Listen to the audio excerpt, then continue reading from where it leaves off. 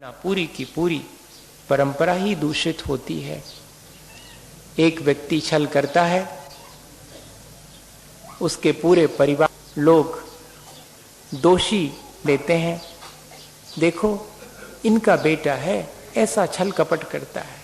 आगे बात आती है तो किस समाज को बिलोंग करते हैं? अरे इस समाज के लोग तो ऐसे ही छल फरेब और धोखा करने वाले होते हैं, ये बेईमान होते हैं, ईमानदारी इनके भीतर नहीं होती।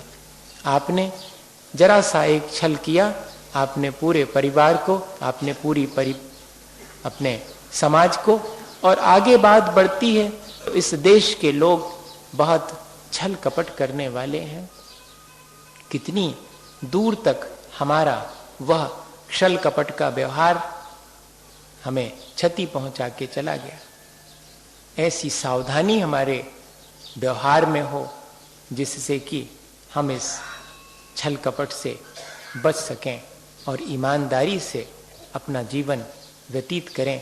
थोड़ी सी मुश्किलें आएंगी, थोड़ी सी परेशानियां आएंगी, ईमानदार होने का सुख भी मिलेगा।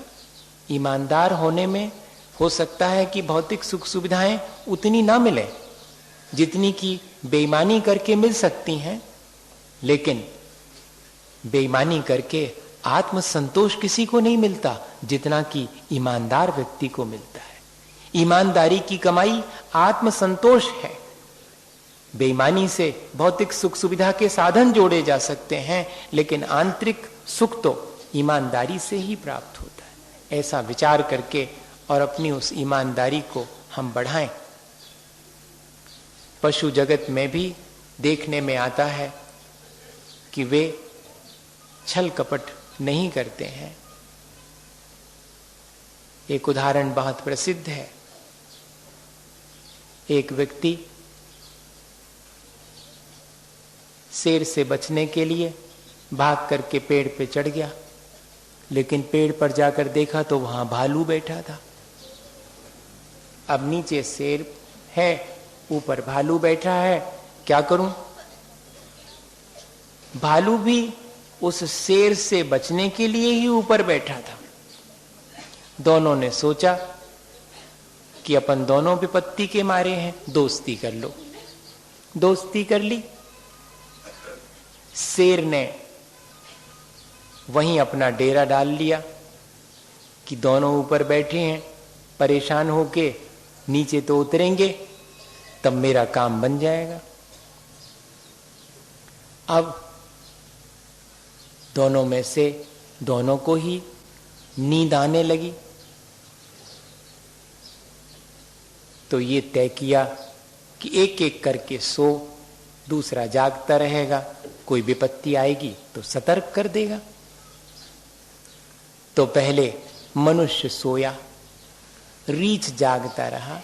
शेर ने सोए हुए मनुष्य को देखकर रीछ से कहा कि अच्छा मौका है, तू इसको धक्का दे दे, नीचे गिरा दे, मैं इसको लेकर के चले जाऊंगा, तेरे प्राण बच जाएंगे।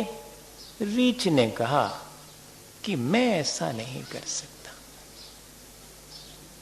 इसके पहले जबकि मनुष्य अपने अवसर पर जब रीछ सोया था तो ये कह चुका था, कोशिश भी कर चुका था शेर के कहने पर कि मैं तुम्हें बचा लूंगा अगर तुम रीछ को नीचे गिरा दो। तो मनुष्य तो तैयार हो गया था, लेकिन रीछ ने इनकार कर दिया। ये क्या चीज है? ये पशु जगत में दूसरे के साथ छल नहीं करने की घटना है। और हम अपने जीवन में देखें कि हम अपने साधर्मी के प्रति भी छल कपट का व्यवहार करने से नहीं चूकते हैं, अपने थोड़े से स्वार्थ के पीछे, और कुछ भी नहीं।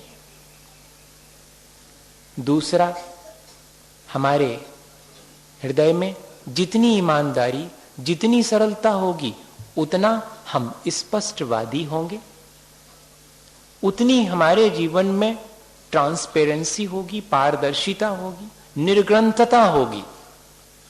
हाँ, स्पष्टवादी होने के मायने ऐसा नहीं है कि चाहे जो बोल दिया, मुंह फट होना, ऐसा नहीं समझना स्पष्टवादी का मतलब।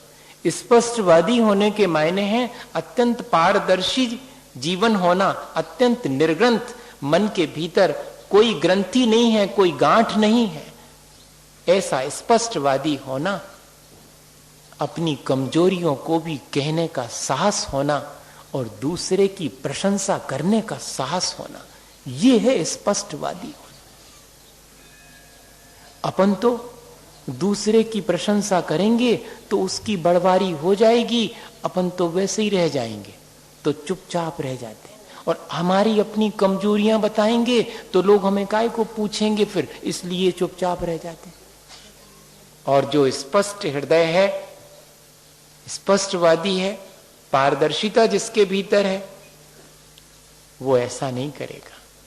वर्णी जी के जीवन की बहुत प्रसिद्ध घटना है कि भरी सभा में वर्णी जी से किसी ने व्यंग करके पूछा कि वर्णी जी, भिंडी भक्ष्य है कि अभक्ष्य है?